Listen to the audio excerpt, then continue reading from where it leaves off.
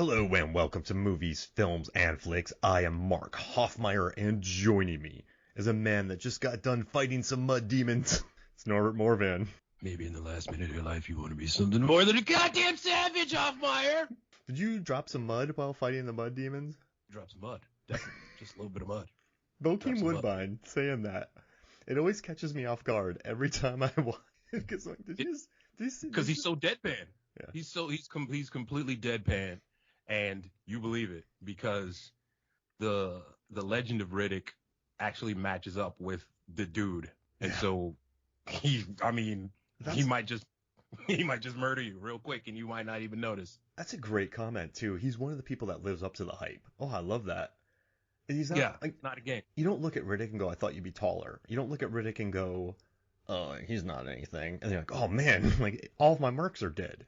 So yeah, exactly. He lives, and I gotta tell you though, but after watching Bokeem Woodbine, I've been a long time fan of his. But after seeing him, well, he was great in The Rock. I liked him in Devil. But when he was in Fargo, his performance in Fargo was so good that it made me mad that he hasn't been used better in movies. I feel like sometimes you see a performance from an actor that's just so good, and you're like, they can do good. They're really good. Like they can nail it. Like Chris Klein in Election. He's so earnest in that, and you just like the kid. Right? And you're like, this guy, he can do this. He can do, get him doing this.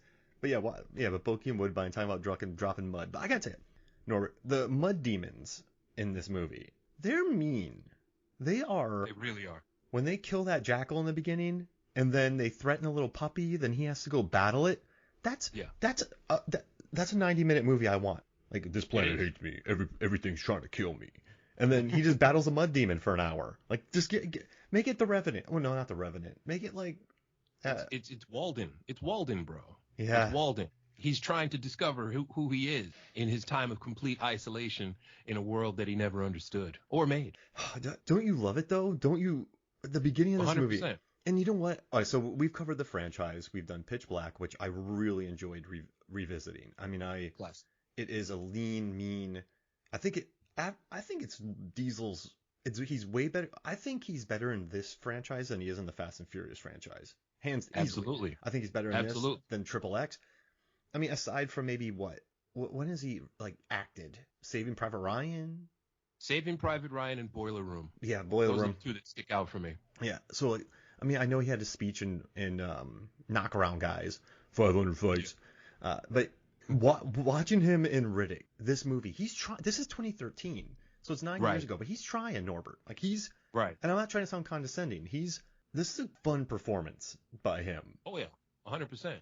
100%. Apparently, he leveraged a cameo in one of the Tokyo Fast Drift. And Furious... Yeah. Yeah, right. So he leveraged the cameo in Tokyo Drift so that he could get total control over this movie because... his heart lies in the nerdy sci-fi stuff. Mm-hmm. You know, he plays D&D for real. You know what I'm saying? The Pitch Black games that came out for Xbox and PC, his hands are all over the development of those games. So, yeah, he wants to be, the cool whatever guy and takes advantage of that to make the Fast and Furious and Triple X, which is also underrated movie, Triple X, the first one. But I think the third one is too. His heart is in the sci-fi nerd stuff. Oh, yeah. Absolutely. Yeah, and like The Last Witch Hunter, Bloodshot. He's just, and that's why we've been saying for months, this is 3 movies that they mashed together. It is 3 movies, and you can tell the start and the ending of each movie. Part 1, Richard B. Riddick is Walden. He's trying to survive. He gets the flashback. We get the nice extended cameo from your boy from Australia. You know what I'm saying? He comes back as Baco. The second movie, Hunt for Riddick. Tenchu Assassin. Now he just goes total stealth ninja mode. Slasher movie. He's threatening. He's terrifying, and you barely see him. And then the third movie, what are the odds? It's Pitch Black 2, Electric Boogaloo. It's the first movie. They did the first movie in like 30 minutes at the end of this movie, and it's still great. Do you think this is a movie that gets better with rewatches? Because I just looked at my review from 2013, and my tagline was A Tale of 3 Movies. And I love the first part, and then the second part he disappears, and you get mercs who you don't care about. Like Katie Sackhoff is cool.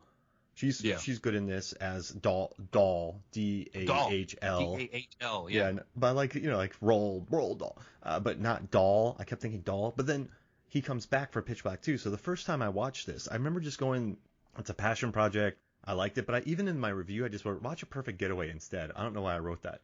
But I just think, I was like, I watched the first 30 minutes, skip 40 minutes, and then watch the, Pitch Black 2.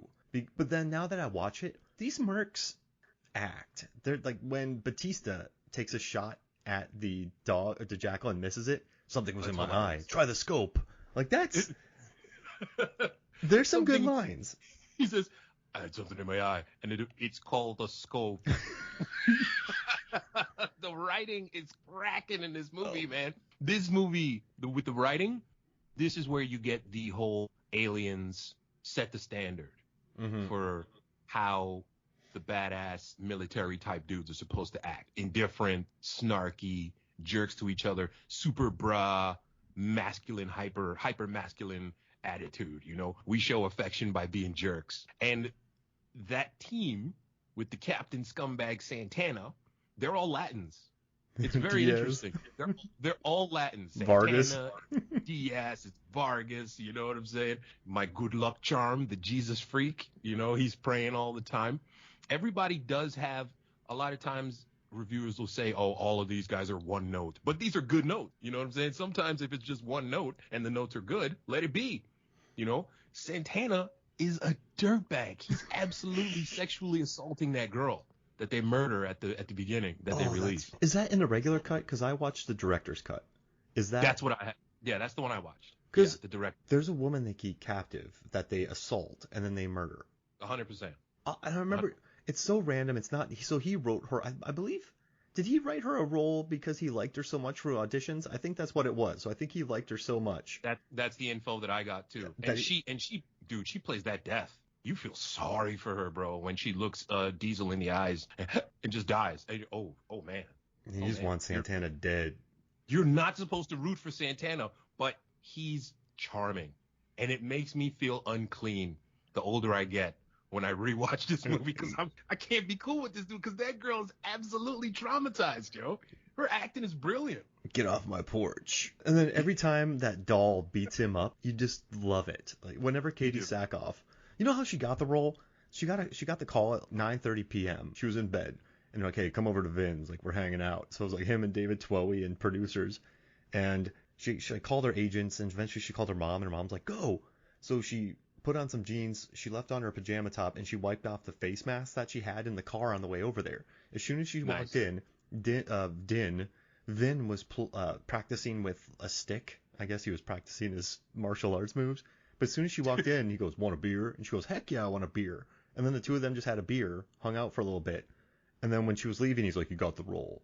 And that's how she got the role. So she just showed up. I bet you Vin just wanted to see if they were cool. Like she plays one of the guys so well, you know, her breakthrough role in Battlestar Galactica.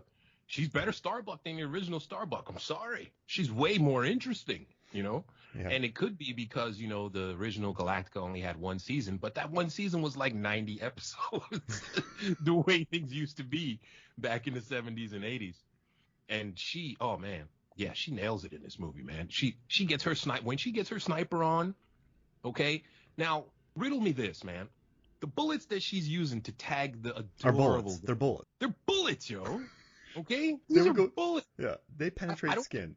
Yeah, you want to say that it's barium to make you feel better? Fine.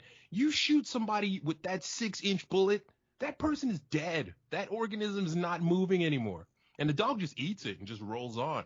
Was it like a rubber-tipped bullet? Because there's no... Yeah, she shot a cannon at that jackal, and it got hit. I mean, its hip would have been done. It couldn't have, with the force that thing got hit with. Seriously. Yeah. And the hindquarters of that creature are supposed to be atomized. 100%. 100%. She had nothing in her eye, though, except for the scope. It's a 50 cal. She's got a 50 cal rifle, and she's just focused with it, man. It was kind of weird watching this movie, though, because everyone's always spying on her. Vin Diesel's like, your toes are pink like your nipples. And then... Santana's going at her, and then she's like, I don't like guys. And he's like, well, I'm going to go at her, you know, like with her permission. You're like, guys, leave her alone. I understand that this is like a hyper masculine thing, but in Aliens, they never did that. Like they busted chops, but they weren't just. When Hudson flirts with Vasquez and is just shot down. Have you ever been mistaken for a man? No. Have you? No. Laughter, banter, witty banter. Yeah. Yeah. Yeah, clearly. This one, you're just guys. Let all be. Calm down. Yeah. But I mean, to her credit though, Down. she does hold her own. Like when she beats up Santana, you believe it. So it's kind of Oh, cool. And I mean, Twoi, he definitely gives her a lot of. He gives her about as many hero shots as he does Riddick. And, right. Like, he just makes them look badass. But like she cuts a cool figure. Riddick cut. I mean, remember in the first one though, it was a three-parter. So we had Cole Hauser, Vin Diesel, and Radha Mitchell. Like he gave them all their hero shots. And the second one, I forget her name, but I want to call her Evanescence. But she got like super ripped for that role. And then fill me up inside. So there's always been like an interesting characters in this that get like real like ripped for these roles. But yeah, man. It's just you know what's crazy? I've watched Riddick 3 times now, getting ready for this. And there's no commentary, which I'm kind of happy about. Like I don't like listening to David Twoi talk. And I know this is bad, sorry if you're listening to this, but your commentaries I'm not a fan of. This is what you've said, multiple times. Yeah, I don't want to say it anymore. But I was hoping for a commentary, but I'm kind of glad this one didn't, because I think this movie just they shot at Montreal. They forgot to fill out some paperwork. They had to wait 2 months. Vin got the credit to shoot again. Vin got it back because of Fast and Furious.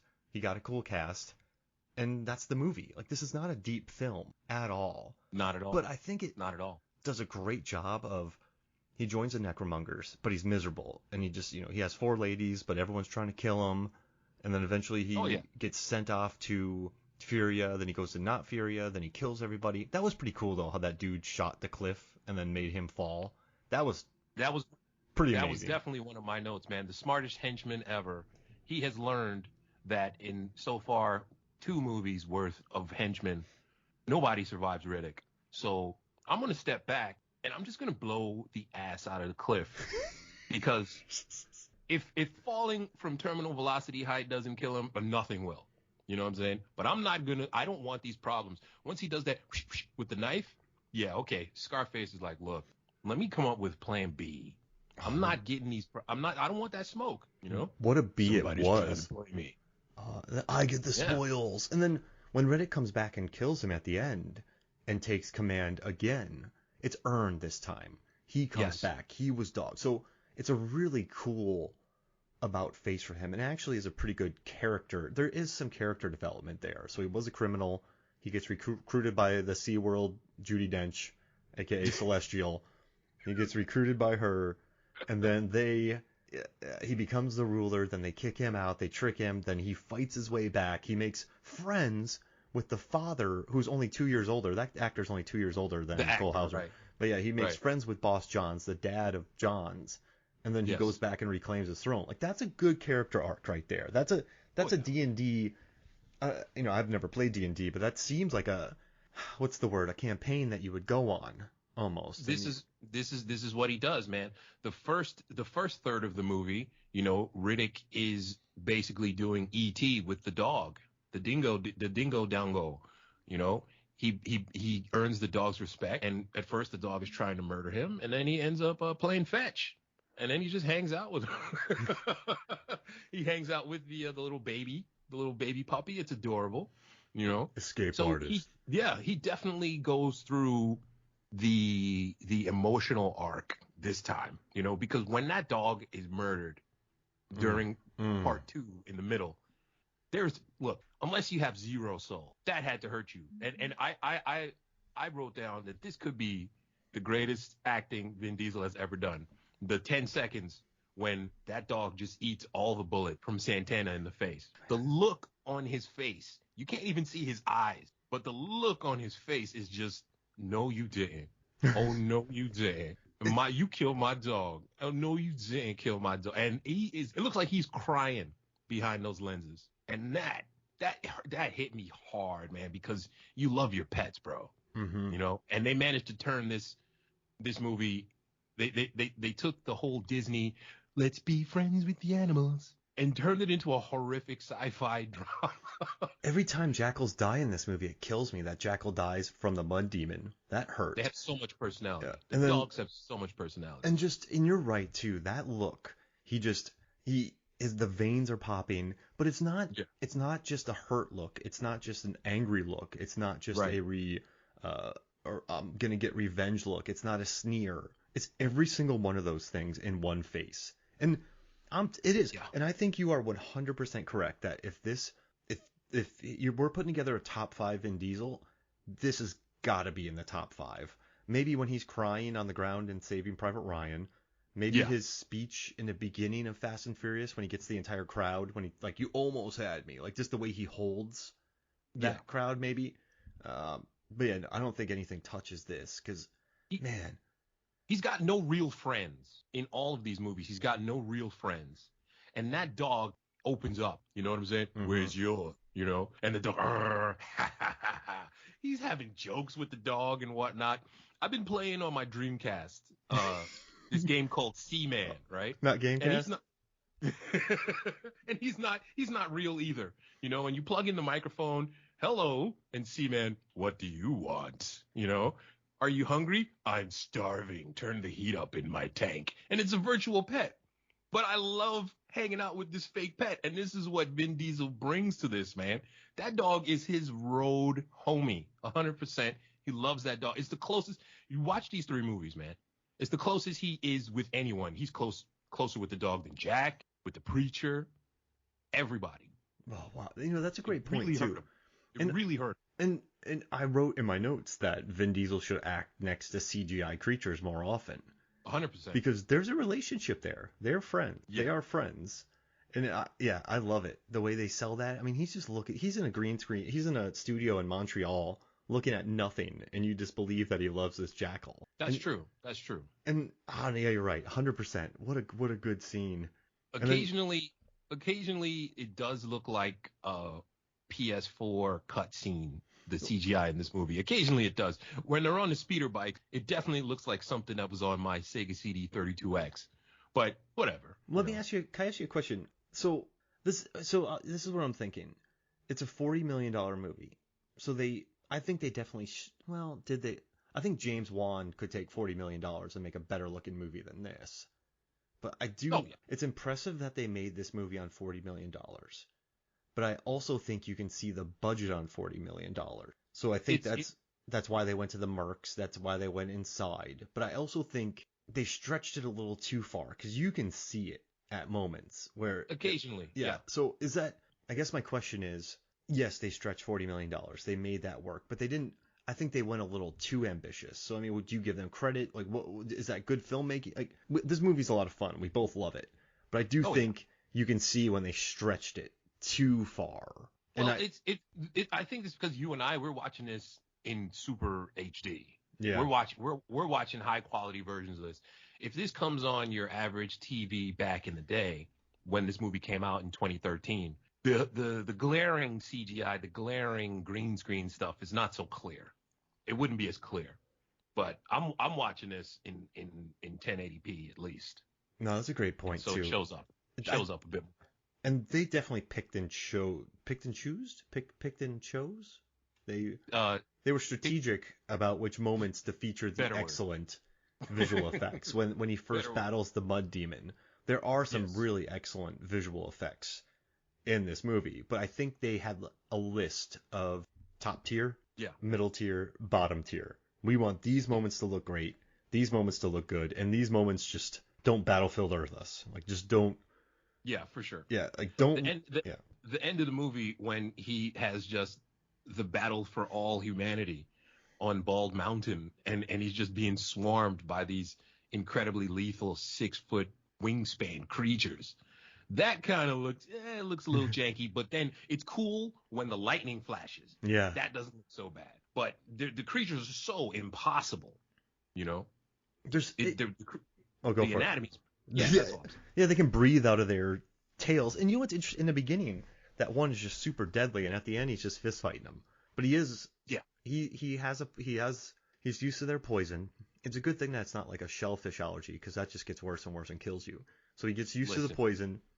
He gets used to that. This isn't like Mud where, you get bit by a rattlesnake and then you can't get the poison again, like the anti-poison again.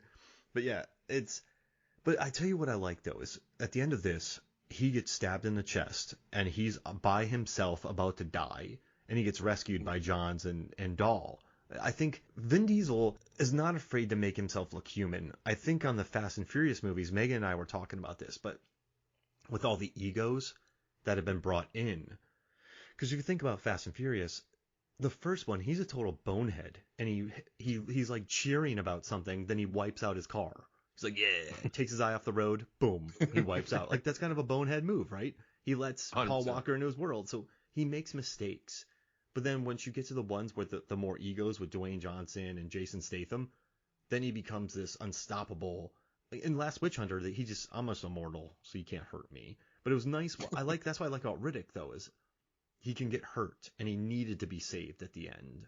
Not many superheroes do that, and I like it. Like, I thought that was cool. Like, Rhoda Mitchell in the first one helped him out. Like, he got help getting out of the prison. Like, right. The second movie, when he's fighting against the Lord Marshal, he needs help. Yeah. Yeah, and I like that about Riddick. And for some reason, Vin is able to let down his ego a little bit. But I don't know about his ego, but he's just able to be more human on the Riddick franchise than he is any other movies. And I think that's why I like Riddick so much. We were doing the Bloodshot episode, and David Cross, Megan and I were on it, and we were trying to figure out who's the best Vin Diesel character out of all of them. And we decided on Riddick. But I believe that. It's got to be. This is his most personal role, and it's hilarious because it's hard sci-fi action, you know, in the way that Sigourney Weaver, you know, as much as you want to say, yeah, she was in Working Girl and she should have gotten an Oscar for Gorillas in the Mist, she's Ellen Ripley. Yeah. Okay, and the fourth movie never happened. So part 1, part 2, and 3, that's her arc. That's it. 4 never happened. Get away from it. And are you happy that 5 didn't happen with Blomkamp? Okay, quick tangent. Part 2, Aliens, right? All they have to do is take the licensed Dark Horse comics, put those on screen. Mark Verheiden, he wrote, I think, Dr. Giggles, and he's a writer for a bunch of sci-fi stuff that's been on TV. I think he's written for Battlestar Galactica even. So it's not like he couldn't do it. But they wanted to be cheap because Aliens, the second one, not a high-budget movie, but it made a ton of money. Because Cameron, he can stretch it. His Corman experience. Right. He learned from Roger Corman, exactly. And so that's what they had to do. And every day they go away from the Dark Horse comics, written by Verheiden in them, a small child dies in a village somewhere because we're being denied the best stuff. And that's all I'm going to say about that. I mean, Newt gets killed in the third one. So a small child dies. Please don't just let's get back. I'm so mad. I've been mad about this for like 30 years. You know, Bokeem Woodbine, he gets Alien 3'd in this movie. Yes, he does. Yes, he does. I want to say something about Alien 3. I watched it when I was quite young. I watched it like, you know, I don't even think I was teens yet. Maybe I was teens. 97. No, like 97. Alien 3 was 97? 97. Yeah, I was in college. No, because wasn't the game was 97. So Fincher had made that beforehand. Because he did 7 in 97. So I think, wasn't it like 93? Oh, sorry, 92. Yeah, okay. So I saw that immediately. So I was 11 when I saw it. I was in high school. And when you're 11 and you watch that, and you're seeing Dutton like getting killed, he sacrifices himself in so many movies. It gets old. Legion, Mimic, Alien 3. But Charles Dance is in it, and then just the alien going right up to her, the money shot of the alien going right up to her face. She sacrifices herself at the end. I like the claustrophobic vibe of it. Also, there's a lot of prison movies. No Escape, Alien 3, Jeez Louise. But I don't know. I remember watching at that age, and I didn't really know about all the behind-the-scenes drama. And I had watched Aliens beforehand, but I just sort of there was enough for me sometimes. If there's enough memorable visuals, I'll give the movie a pass. I feel like that's how I've lived my entire life of watching a movie. Like, even if it's not great, if there's some visuals that are A+, I'm like, it's a B. 3 is a cromulent film, and the older that you get, it's a perfectly cromulent film, you know. And the director's cut that they put in the 9-disc box set on DVD, it shows they left a lot of stuff out. The studio ruined that movie. No it wonder wasn't Fincher the director. hated it. Yeah, the studio ruined that movie. It was the studio. And that's why the second part of Riddick, where he becomes Tenchu Assassin, that's why it's so cool, because the planet is wide open, but he manages to go where he wants. He's sneaking around. We get another cool shot of him sitting on top of the ship eating fruit. Yes. That's a callback from the first movie. Mm-hmm. And he can't be stopped because he's quiet. He's a murderer. He has a chance to kill Bokeem Woodbine, but he just decides to grab the power cells, because why not? You know, are you scared of me? Are they scared of me? Yes, they're scared of you. Finish. Well, I thought Bokeem was dead. I'm glad they kept him alive so that the monster gored him brutally. And I think he just doesn't. I don't think he kills when he doesn't mind you.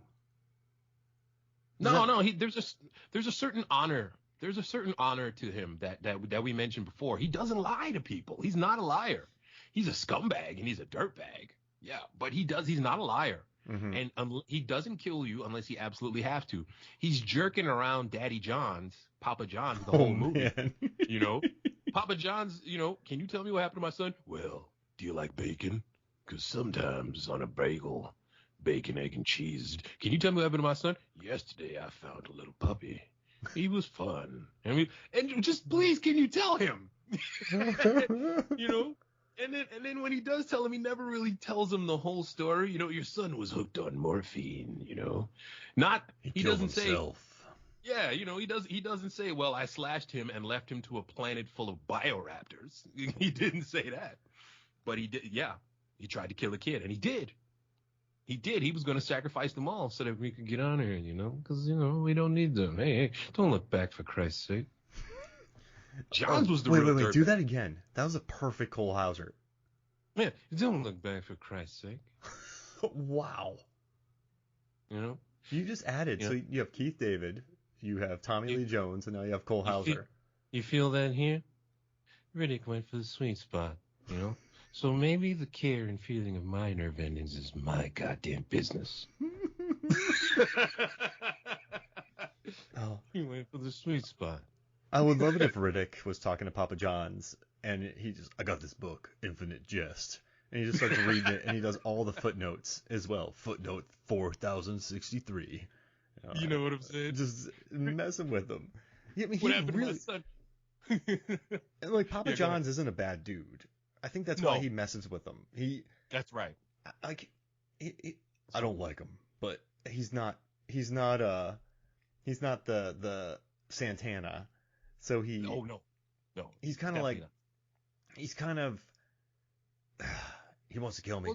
But like I killed his kid. I get it. Like I get it there. There's a Exactly. Yeah. Exactly. All right, fair enough. And he's not a terrible dude.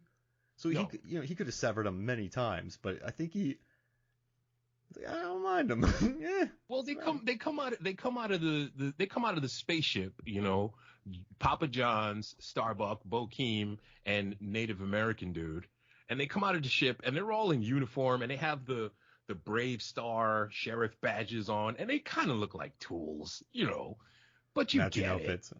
Yeah. I didn't know there was a dress code. Diaz.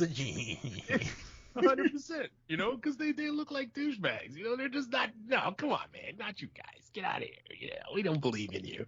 Whatever. You're fake ass cops. That's the funny thing, because just like Johns, you know, he's putting forth this air of fake authority. You're not the police, bro. Mm-mm. You're not the police. You're also bounty hunters.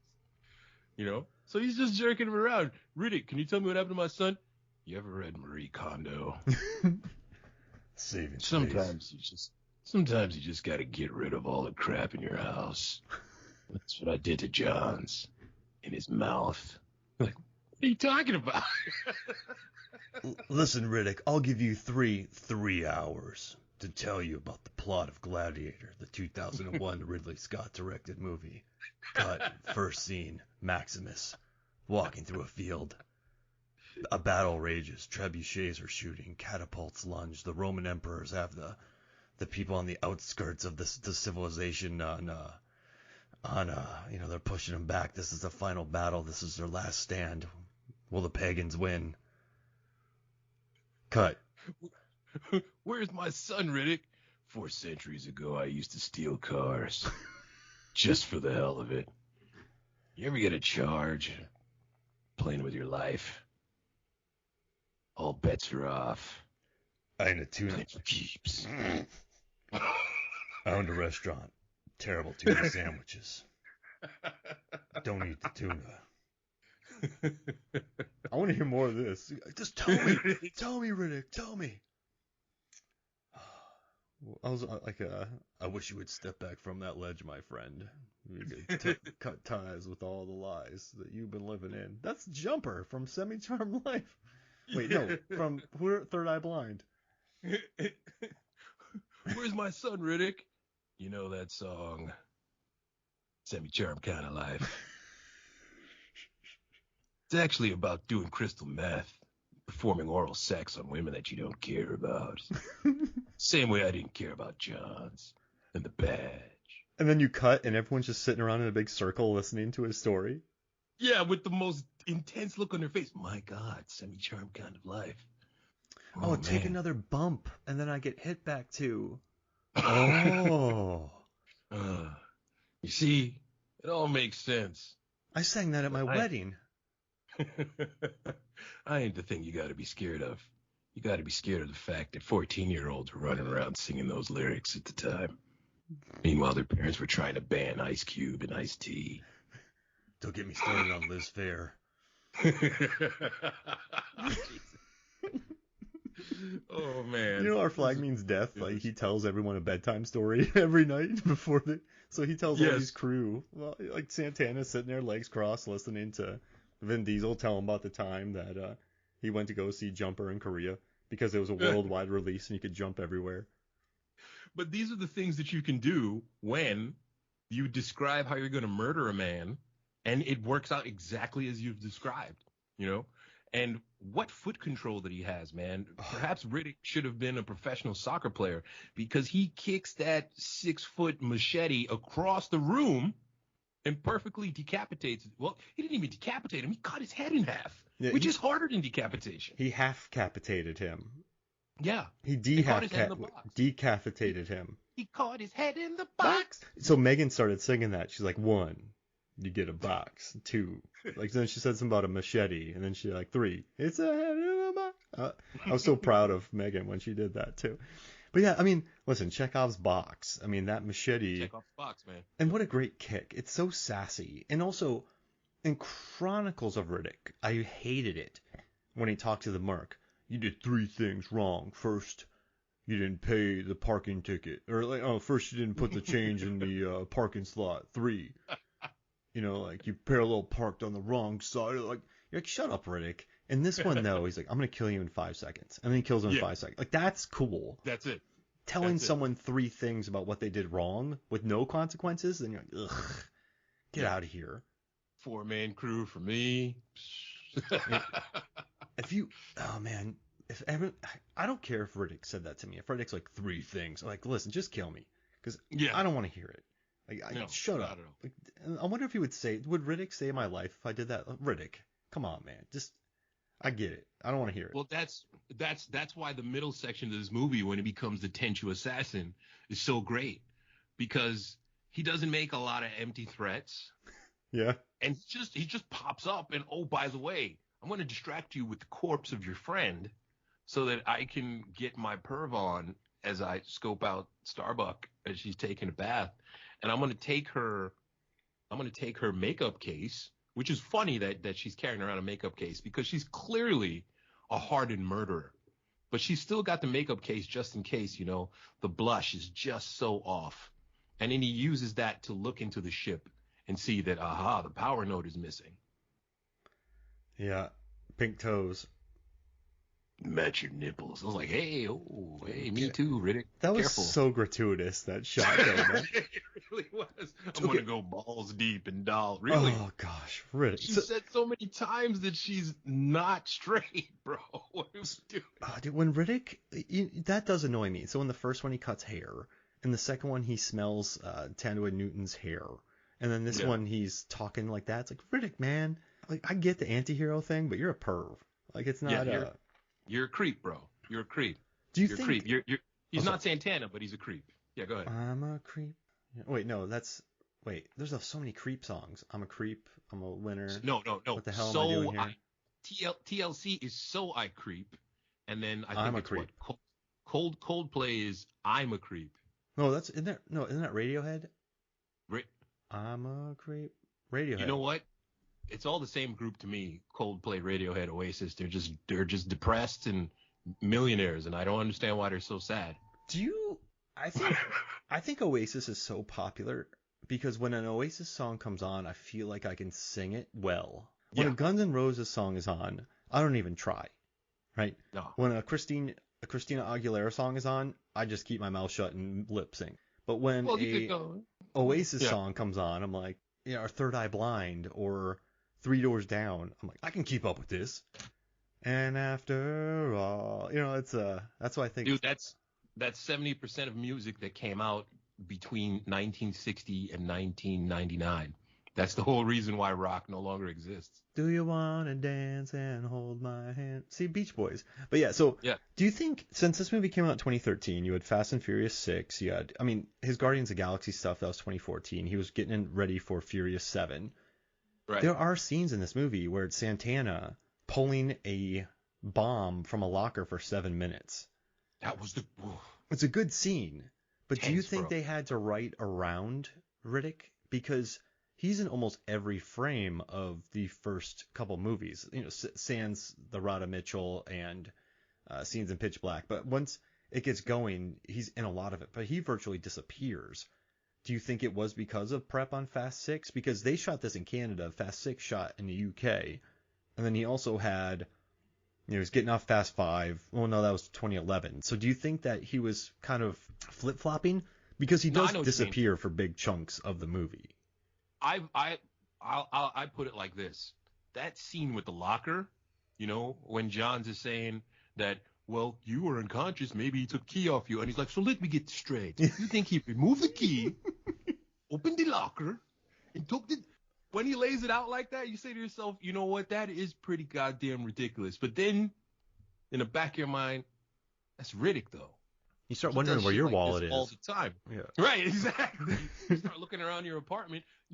I had my keys yesterday. Riddick, are you in my apartment, Riddick? What's going on? Again. Foiled again. Riddick. It's like the Pink Panther. You know what I'm saying? He can do all, see all, know all. And so the locker scene is mad tense. And then when Santana is trying to open the locker, he's going to do the code again. Everybody steps 10 feet back. And then, in a nod to the 21st century, Batista pulls out his camera phone to record it just in case he blows up so he can upload it to, 28th century Twitter or TikTok. It's hilarious, man. That scene is tense. That scene is tense, bro. Do you think James Gunn saw this movie and thought that Batista has comedy chops? Because the whole bit of, yeah, I shot him. Well, maybe I didn't. His affect is so there that Guardian, and then Vin was in Guardians with James Gunn. So I wonder if this movie got him that role because he has a very specific line delivery, Dave Bautista. John Cena has the motor mouth. Dwayne Johnson has the aw shucks. And then I think, not aw shucks from Dwayne Johnson. But yeah, I think Dave Bautista has this very sarcastic. It's a snark. Unironic. Yeah, snark. A snark. It's a snark. Yeah, but he's good at it. Yeah. He's snarky. And then he shows up in Blade Runner, and you just feel really sad for him when he's just a replicant cooking that goo. And then he gets murdered by Cheekbones, whatever his name is. The Goss. And then and then he's in Dune. That's a good movie. You gotta watch that. I gotta watch that. I gotta tell you, man, Stuber's one of my least favorite movies ever made. I watched Stuber, and the whole movie is Dave Bautista goes, oh, well, something inappropriate. And then Johnny goes, oh, that was really inappropriate. And then he said something inappropriate, and the guy goes, well, I wouldn't say that. And the whole movie is just, I can't believe you said that. What are you, in the 20th century? That's the entire movie. Is Bautista. So they just put him Well, yeah, there are certain people that can elevate the material, and then there's times when the material is so bad that it cannot be elevated. Movie 43, Oh that type man, of stuff. that movie physically pained me to finish. Yeah, it was terrible, man. It was terrible. And everyone's trying. You know what's interesting though? I don't want to hate on it because everybody is trying so hard. Like, Yeah. it's kind of like kicking. Like it's just like you see a sports team and they are giving everything they have, but they lose 40-0. Like you don't want to dog on them because they were out there trying. They were slide tackling, they were running, they were getting cramps. Like they were really trying. So you don't want to like, Some yeah. it's because somewhere in the back of their mind they thought they were making the modern version of the Kentucky Fried Movie, put together a bunch of sketches and throw everything at the wall and see what sticks. But man, when Big Jim Big Slade Jim comes in, Big Jim. look, I was about to look, yell that. yeah, In the massage theater. It's exactly, take him to Detroit. No, that's still hilarious, man. 50 years ago. What is That's still hilarious, bro. The depravity And thing where they're hitting butts with pies. And this is what he's trying to do. Yeah. Yeah. But when Batista's on screen in this movie, beyond the fact that he's just massive, okay, he exudes IDGAF throughout the whole thing. Mm-hmm. Santana's clearly a madman and a terrible human being, but he's not afraid of him. Mm-mm. He's not afraid of Riddick. The dingo dongo. Yeah, I shot it, whatever. Maybe I didn't. So what? What are you going to do? Huh? Had something to... whatever.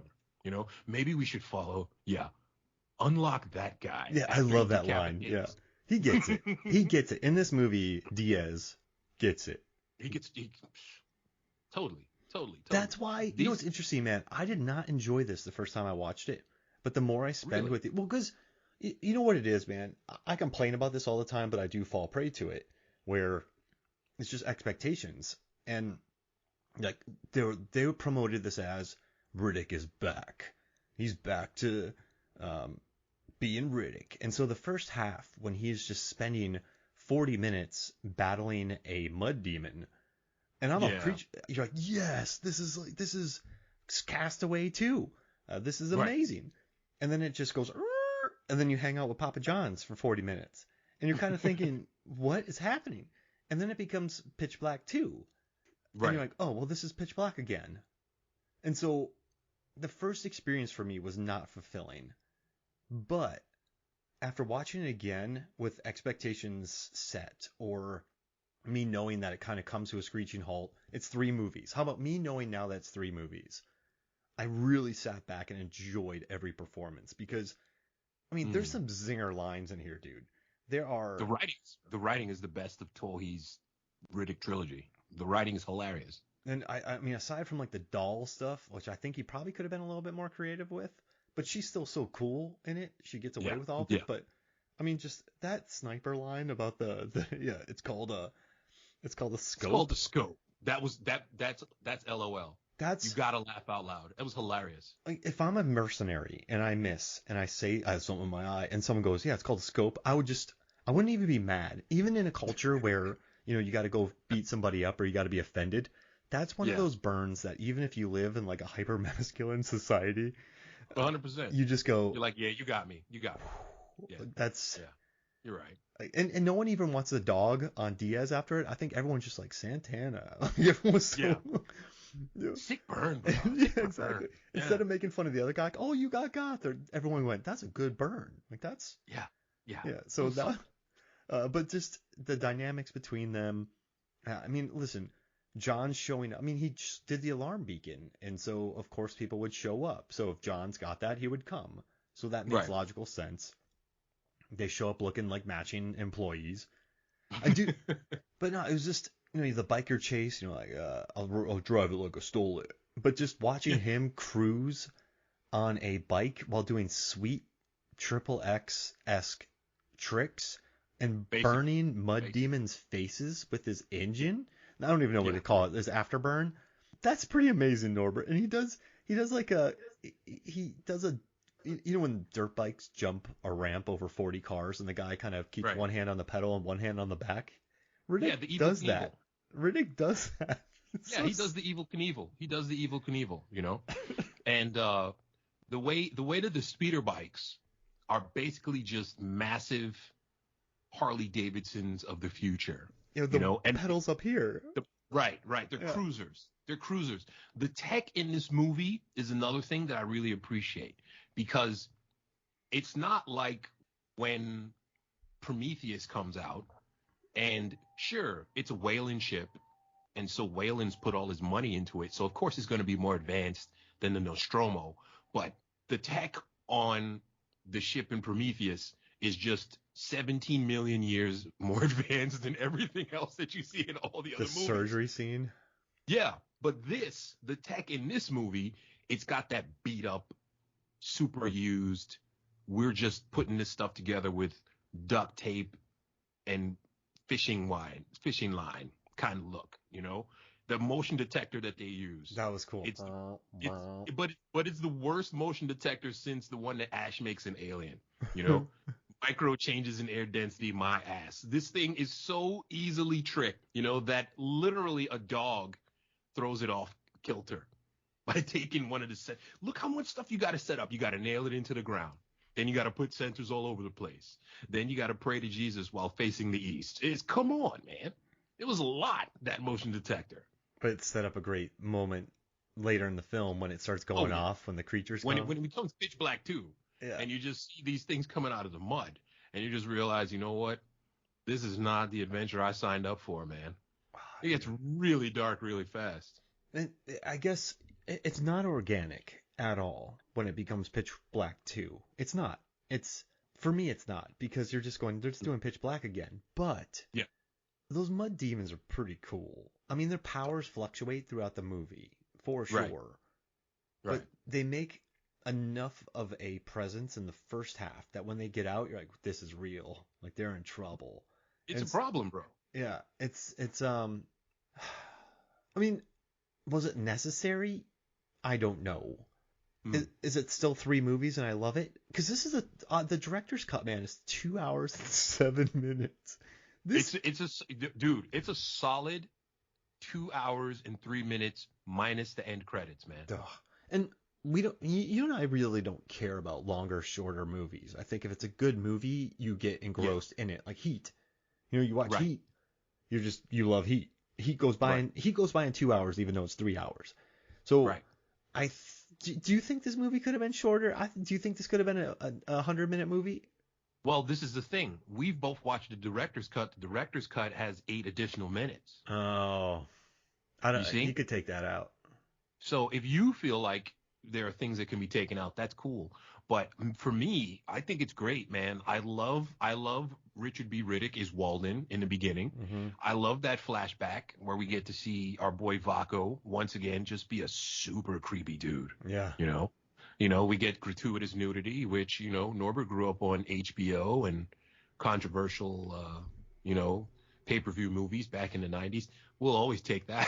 You know? In my notes, I wrote 4 women ? 4.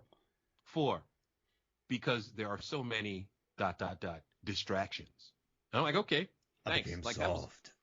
It was completely uncalled. Yeah, no, he didn't. Hey, anyway. Norbert. I'm sorry. I'm sorry. I'm sorry. I've been doing shows in the Catskills. That's my vaudeville material. Try the veal. I'm here all night. Yeah. I mean, yes. 4 women. Absolutely. It's just we have so many questions because clearly what we learned from the necromancers in the second movie, they're not interested in getting laid, really. Mm-mm. They're all about, you know, the underverse, you know. And then at the end of the movie, we see the entryway to the underverse, and it looks like an off-ramp in Florida on the highway. You know, when you get construction, the lights. My house was off of one of those ramps. There it is, you know. Yeah. And since you've come back from the underverse, I got to say, you've been a real dick, man. Like, what's going on? I could reach through my computer right now and pull your soul out, just to let you know. Again, you know, the last time I told you to put it back, and now, you know, I haven't been able to play basketball right ever since. Like, slut jerk. He's You in know? Face Off too, Colin Fewer. I just watched that the other night, and I was like, hey, it's the Master Chief. No, it's the Commander. What's his name in that movie? The The Lord Lord High. Marshal. Damn it! Thank you. You made me forget. I'm surprised you didn't say Sea World. I keep mentioning that because if you listen to our Chronicles of Riddick episode, I called Judi Dench a Celestial. I called her a Sea World. Yes, you did, and that was hilarious. Because why not? You know, why was it a good idea for Tandy Newton to threaten her with being thrown out of a plane when she's an air elemental, Lawrence? Hello, McFly. You can't throw somebody who floats out of a plane and expect them to die. Anyway, that's like the one thing that always irked me about that, man. You know? Yeah, that's. If I was the Celestial, I would just go along with it. Oh, you guys are gonna throw me Okay. off this cliff? Oh, Oh no, what will I do? okay. I guess just do it. Sure. Yeah, whatever. Your threats are I'm terrified And then they and see me at you're Chili's right. later, and I'm just housing some Coors Light. And they're like, "What? I thought we Drink, killed you." but I'm eating that baby. I'm sorry. And I'm like, I'm stuck in the wrong I'm a decade. SeaWorld, fools. Let me ask you a question, man. What are some things we do on general principle? Because if John didn't come back and Riddick did, Dollar was to kill him on general principle. So what are some things that we do on general principle? I know that there are certain people who you punch in the face off general principle. Yeah. What else? So, What else? all right. So just general. So I want you to kill him on just general principle. Just off GP. Just Oh off man. GP. Man, you know what's interesting about? You know what I'm learning about general principle is that you got to go out your way sometimes to inflict that pain on general principle. So 100%. I've stopped doing that. Like so sometimes on a walking trail, and I'm so suburban right now. I apologize, but I like to hike. On a trail, when four people are walking in a row and you have to go on the very corner of the trail to Yes. get around them, general principle, you should just lay one of them out, just like shoulder bump them. But now I'm like, 100%. I got to go out of my way to do this. So I just let him do it because I'm like, if I do it, then I'm the bad guy. I've gone soft, Norbert. But yeah, I mean, okay, so he kills your boss. Yeah, if somebody kills your boss, you got to kill them on general principle. But what You job know? are you working at? You at a Jiffy Lube? Like, where are you Well, at? point taken. Point taken. Perhaps the take a penny, leave a penny. On general principle. Do you leave a penny? I don't. Yeah, I mean, I constantly take more pennies than I give on general principle because don't leave free money in front of me in a society where scarcity is artificial. That's a whole other podcast. You know what I'm saying? so yeah, take 5 pennies, leave one. Off GP. Don't leave free money in front of me. I'm taking it off of GP. Absolutely. But yeah, I guess, man, because she doesn't care much about Johns, does she? You know what? I think that they're, especially because their relationship is not sexual, they're bosses. It's business. Yeah. He gives the orders to Doll. Doll gives the orders to everybody else. She's the second in command. Bokeem and a Native American guy, they're just muscle, but highly skilled muscle. Bokeem has the ability to talk to the machines and ask them if they want to be a part of the mission. And they're like, nah, doesn't want to do it. Well, that's a great point then, because all right, let's look at Punisher. So if John Travolta gets killed in Punisher, Will Patton's the second in command. He's got to kill the person that killed John Travolta. Off of GP, 100%. So then Dahl, yes, but if you're Bokeem Right. Woodbine, no. What do you think? Well, Bokeem Woodbine, Because it's if he's you're a second loyal, in command. but he was a loyal part of the team, and he talks to machines, as we saw Yeah, earlier on. that crew would do it maybe. A loose mercenary group wouldn't. If you wear matching uniforms, okay. How about this? If we go out, if we're a mercenary crew wearing matching uniforms, and Yes. one of us gets killed, the other three have to avenge the person. Well, once you're wearing matching uniforms, general principle is an axiom now. It's a law. It's something that you can't avoid it off of GP. Riddick does a lot of stuff off GP. He killed Johns off of GP Mm-hmm. because John's He's going to threatened kill a children. kid. Yeah. And the other mercenaries were hunting him and not going, this is a bad idea. Remember the guy he lets live? The guy's like, this is a bad idea. He kills the other guy. That's right. So he kills That's the right. people that are like, shut up, let's kill him. Boom, done. But if you're like, man, this dude's real. I am not going to do this. I'm scared. He'll knock That's you right. out. That's right. So I think Most- that's good. I would do that. If I had a code, but see, here's the thing, Norbert. If we were a group of individualist mercenaries, so we wore our own outfits, I wear nothing but, jean shorts. I look like I'm from Florida of the 90s. I got a shirt with a duck on it that's exploding through the front. You can see the butt on the back of my shirt, and it has like an Anaheim Mighty Duck shirt, something like that. Your legs are gleaming white because they never see the sun, but your face is super reddish brown. Exactly. I got you. I got a flat top. I mean, and then you show up and you're looking just incredibly dapper. You have you're wearing a cardigan that everyone's like, that's a tailored cardigan. How do you tailor a cardigan? Because you don't buy that off a shelf, right? You can't.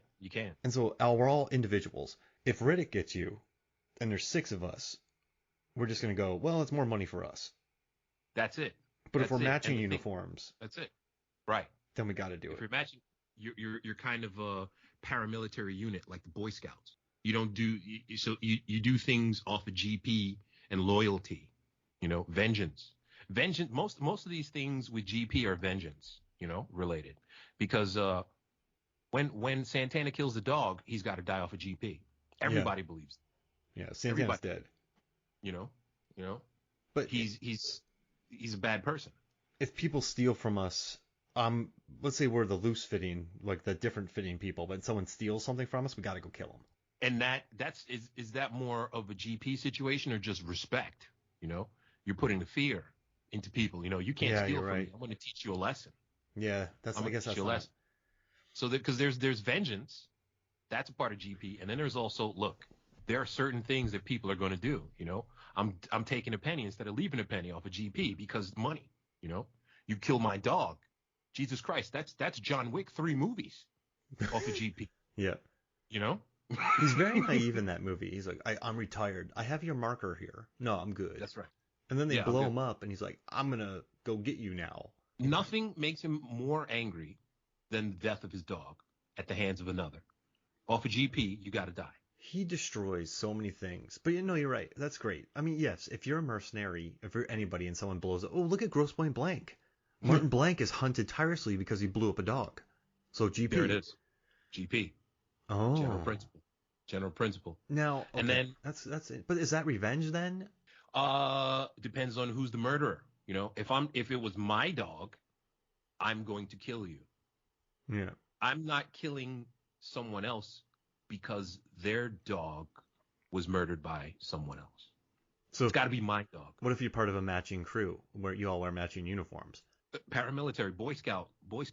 Yeah. So then you got to. Boy Scout. Yeah. But if I'm wearing my jean shorts and you're wearing your cardigan and your dog dies, I don't have to. All bets are off. All bets are off. How close are we? I met him last week.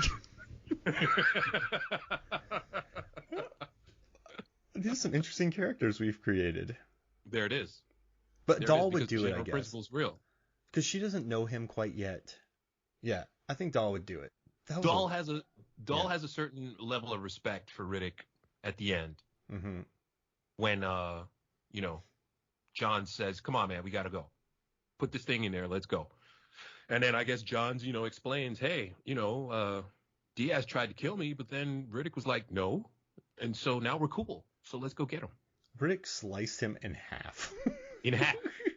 And he still had the power to do severe damage to their speeder bike. Yep. That was cool. He lit up Batista. And that was another example of general principle, actually. You saved my life. I'm going to save yours. Off of GP. I got to do it. Because he couldn't have run back. He can't run back and save him like a bozo. They have to go like a dingo dongo. They had to get up in their ship and light stuff up. Son, they came with literal guns ablazing. Well, they lit those things up. They blew up an entire mountain of those things, of mud demons. Also, and that's another thing. What are the chances that every other planet you land on has just endless waves of carnivores that come out of nowhere for some natural weather event? So when it's night, creatures come out. When it rains, creatures comes out. What are some other situations? Right? Daylight? No. Well, they're solar powered. Solar powered creatures, right? They come out of rocks. Absolutely. But they sing songs before they murder you. And they break dance. First they do break dance. Dun dun dun dun. Radiation. Dun dun dun dun. Can't charge this. Oh God. Hey, you started it. I blame myself. So solar power doesn't work. So No. like there's No. night, then there's water. What else could there be that could come out? Okay. Well, Cold? we know that. Really Go furry ahead. creatures come out. So it's a really hot planet, but in the core Right. of the Earth, it's really cold. So when it freezes, the Yetis come out. Oh man, dude. Pitch Black 4, Yeti planet. He was already on the snow planet, dude. Yeah. You know, so Oh. he had the chance to meet the Wampa. We've done Death Planet. What's the name of this planet? Oh, not Furia, but what's a better name? Dry Planet? Uh, hmm. Hmm. Occasionally Wet Planet? Oh, you know what? Skin treatment planet, because I'm pretty sure that clay, bro, it's got to be good for your skin. You know what I mean? Clearing up that eczema. He It's like had that stuff Iceland. all over him, and he's fine. You know, he had a compound leg fracture. He covers it in goo. Rub some He dirt on it. jumps. He jumps. He literally does. He jumps into the pool of bubbling acid water, and he never gets an infection. Wow. You could bottle that. You know, in Iceland, they have those really beautiful water. I sat in those things. Your skin feels great. Yeah, yeah. You just Centuries gotta, ago, you just gotta wipe centuries ago, out. Oh, sorry. totally. No, go ahead. You got to wipe out. Yeah. Oh no, I would- no. You just gotta wipe out all the creatures to live. You gotta kill all the mud demons. Dude, before antibiotics, you get a cut on your leg and die. You know what I mean? This guy's got no problem going to just alien worlds with a compound leg fracture. His bone's sticking out. Just gonna rub some dirt on it with the dog. Marie Kondo. It's good dirt. Let me tell you. Let me tell you God about the made dirt. time I watched Pulp Fiction and Forrest Gump back to back. All right, so I started with Forrest Gump. Beautiful movie. Jenny. A lot of people villainize her, but I think she had a lot of problems. So I think it's unfair to claim that she's the villain. Pulp Fiction. Non-linear storytelling. Non-linear. Beautiful. Beautiful. Great shake scene. And then, So, sorry. no, it's fine. You used to be the world's strongest bouncer, you know? Yeah. Did you have the PhD level knowledge of human anatomy that Riddick does? Because he knows that between the fourth and the fifth rib, that's the heart. But between the fifth and the sixth rib, body cavity. I dealt with drunk people, so I didn't have to know anything. I just had one headlock so when I wrestled in high school, I had one move, the over under. That's all I did, Nice. and it worked. So Nice. when I headlocked people, it was always the same thing. So it was never a brutal one. So I would take my right arm, put it around their neck, and I would take my left arm and go up Mhm. underneath their left arm, and then I would lift them off the ground because I was 250 Nice. and I could bench 350. So I'd lift them off the ground, and I would just carry them out. That was it. Mm. Never punching. Mhm. I didn't like pushing because if you push somebody, like in a bar fight, so I guess you have to understand the situation. I didn't understand, but also, you know what? If you get someone just in a headlock, they're gonna get out. Yes. The problem is if you do my technique and you leave yourself open to get punched.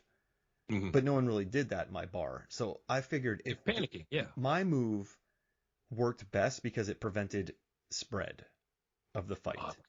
So Right. you run in, you get that headlock, and you drag them out.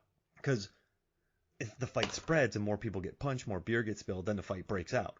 So then I got to start. I did fit 2 indie kids in one headlock once, which was like one of the best moments of my life. But Well, yeah, you're crushing their windpipe, so you know they're totally afraid. You're a massive guy compared. I'm 6'2" and you're bigger than me, bro. I did hurt my back one time. One of the regulars punched one of the people I had in a headlock, and he lurched over, then my back went. So that was bad. But you learn so That doesn't happen to Riddick, yeah. I learned the science of it more than the actual, because I never wanted to hurt somebody. I remember I only knocked one person out. Well, I got in a couple good, but I only knocked one person out my entire bouncing career, and that's because he was, I guess, on GP he knocked a woman out. And then, he's got it. He's got to sleep off of GP. And then 100%. he was going after her friends who were going after her more women. So I was like, I can't let this happen. So GP. then one punch he went out, which was pretty cool. But the thing is, I was pretty big though, so if the dude's not looking at me and I hit him, like, you have a good chance. But there was one of those knockouts where no one was like, "You went too far, Mark." Everyone just kind of went, "Yeah, that makes sense." GP. Even the cops who showed GP. up, they went, "What'd you do?" I'm like, "Well, he hit this person, so I knocked him out." No, yeah, yeah, good work. Like nobody. Breaking. Like you know, in fights sometimes people go too far and they start screaming about like mothers and everything, and you're like, "This dude's Right. weird." Like no one thought that Right. about the situation. But yeah, I Right. didn't want to hurt anybody, so I guess I knew enough to not hurt somebody. Okay. But no, Okay. no vertebrae. Okay. So I get it.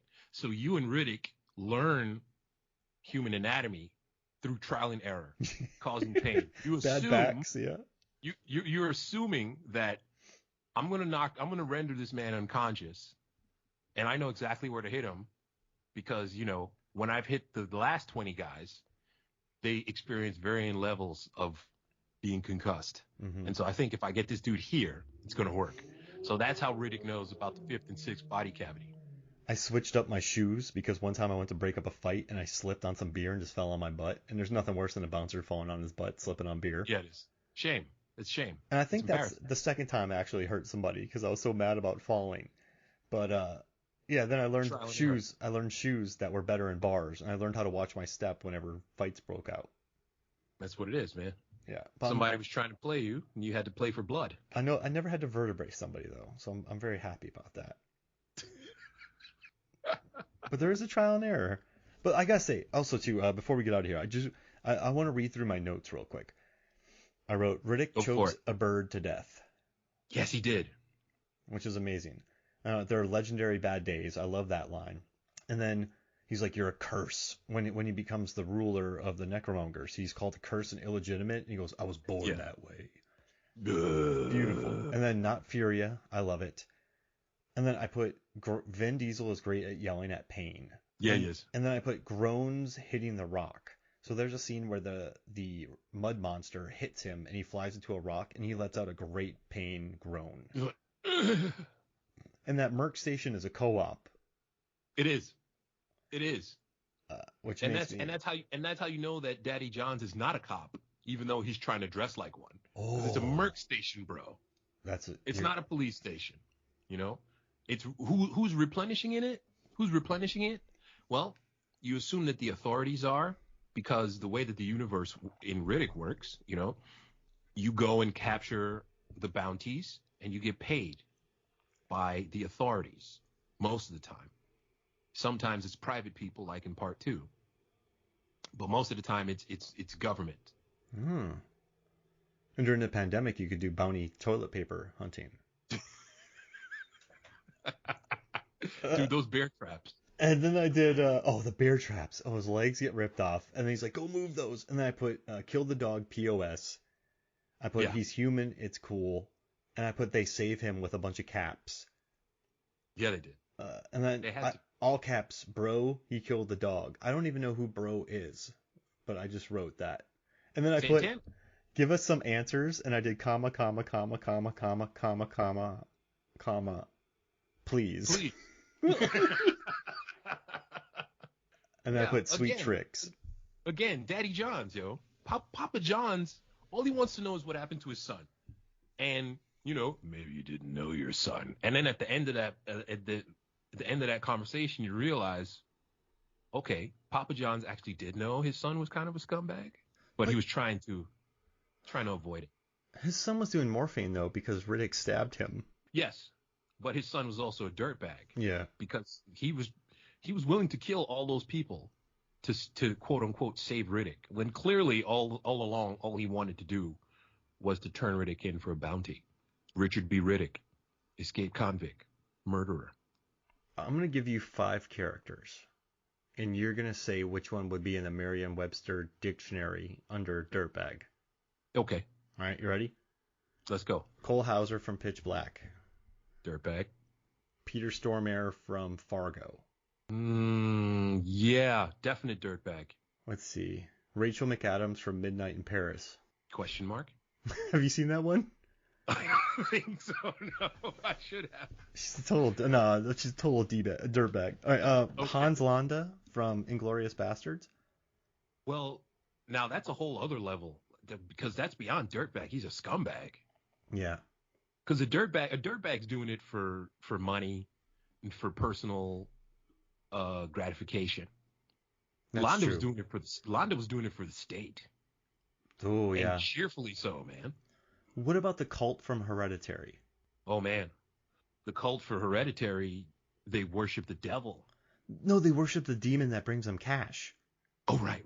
There's like 40 devils in hell, and they're not worshiping the Antichrist. They're not Rosemary's Babying. They're just Right. they're just They're, catfishing a family so they they're can trying make to some get sweet paid. demon money. They're trying to get paid. They're trying to get paid. They're not Yeah. a dirtbag. Is that a dirtbag or a scumbag? Uh, Leaning towards scumbag, but more heavily dirtbag. When money's involved, you're a dirtbag. Oh, okay. So who would you You're put you're under dirtbag? you're a scumbag when you're taking pleasure in working for the state, things Oh, like that. so like any of the dirtbags from like a Verhoeven movie. Oh man. So perfect example. Scumbag, Milos Kohagen. He's a scumbag. He's charging people for air, bro. Yeah. and, Wow. he gleefully is ready to suffocate Venusville. Gleefully. What a scumbag. Yeah, you see? Doesn't that work? And what about Kevin Bacon and Hollow Man? Scumbag or Oh, dirtbag? He's look, depending on whether or not you've seen the director's cut. he's He's just a scum. horrible. Yeah. If you've seen the director's cut, he's a definite scumbag. You know, he starts off as kind of a dirtbag because he's perving all over the place. But you don't see, he's not, and then he becomes a scumbag. Yeah. So he's a dirtbag who becomes a scumbag? Absolutely. So what would you put under the definition of dirtbag? A dirtbag just does whatever they want for money and personal, like I'm better than you. Oh, you're a punk, whatever. The kind of person that insults people by calling them, women. Gordon whatever. Gekko. Gordon Gekko's a dirtbag. He's a definite dirtbag. So, who would you put? There's a generation of people watched that dude say greed is good and said, you know what? You're right. Yeah. Actually, I'm gonna live my life like that. I'm gonna start a fight Yeah. club too. yeah, people. You know who else is a another The mayor kind from of type? Jaws. The mayor from Jaws is definitely a dirtbag. Well, actually, he's a scumbag because Oh yeah, money. money's involved. Money and the state. Yeah. Money and Because he's the elected state. official. Exactly. So he's a scumbag. He's trying to he doesn't care if his constituents die when there's an obvious threat on the horizon. Message.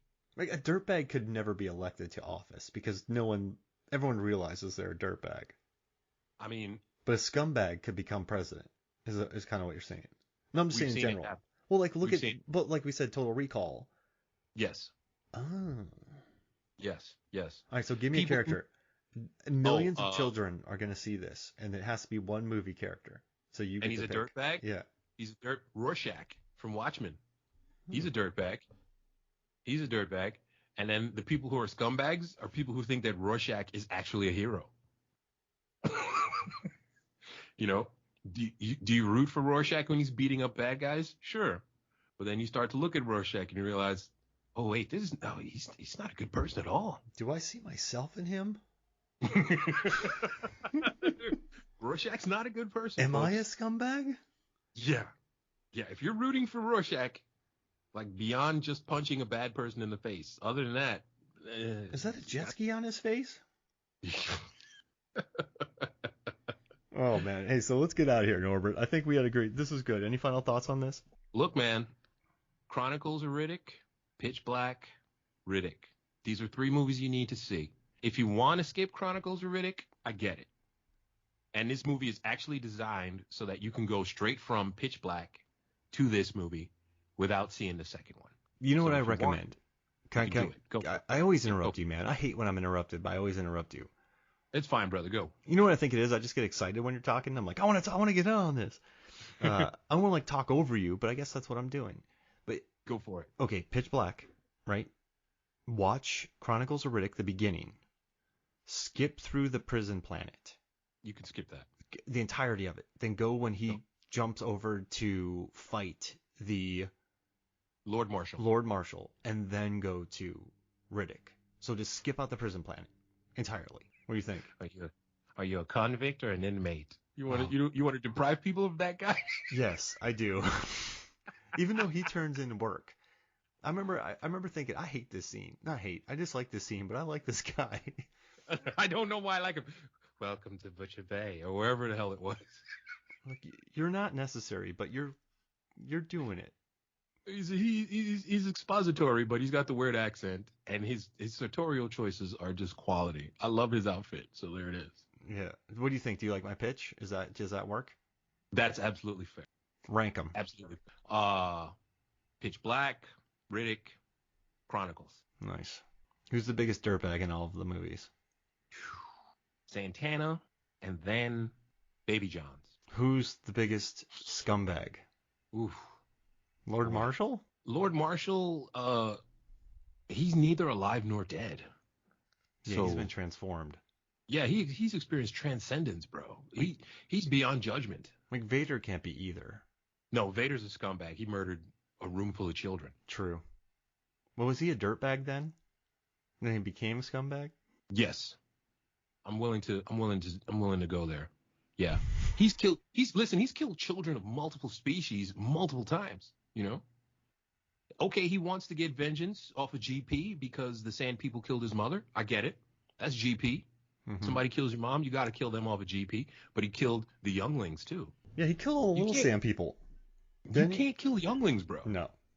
Yeah, it's a good point. So who's the biggest scumbag before we get out of here? We'll get out of here on this point.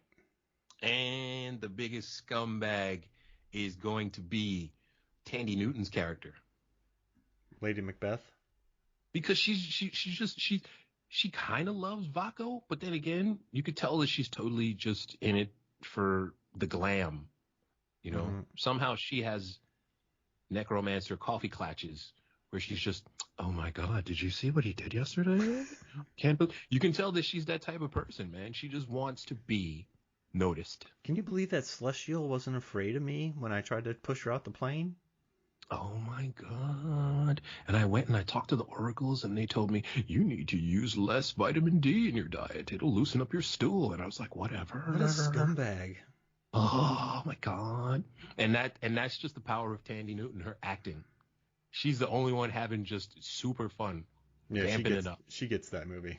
She's vamping it up. And it's so great. All right. So, hey, thank you for joining. Hey, where can people find you? I am Norbert Morvan on SoundCloud, at Eddie Kane, Caine on Twitter. Love it. Still putting out crazy songs on the SoundCloud. Check it out. I'm a stranger. And you're going to have a theme song soon here, too. Working on the theme song, yes. I love it. Well, thank you so much for joining me, man. Yo, man, much love to you. All right, so for me, Mark Hoffmeyer, and for Norbert, who just dropped some mud, Morvan, this is Movie Films and Flicks. We'll see you next week.